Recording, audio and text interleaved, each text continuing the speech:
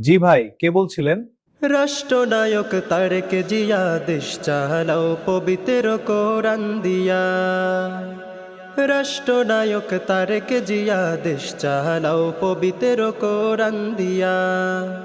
কোরআন সঠিক পথ দেখাবে, শান্তি বয়ে আনবে। কোরআন সঠিক পথ দেখাবে, শান্তি বয়ে আনবে। খারাপ সকল কর্মকাণ্ড দিবে দূর করিয়া। রাষ্ট্রনায়ক তারেক জিয়া দেশ চালাও পবিত্র কোরআন দিয়া। রাষ্ট্রনায়ক তারেক জিয়া দেশ চালাও পবিত্র কোরআন দিয়া। দেশ চালাও পবিত্র কোরআন দিয়া।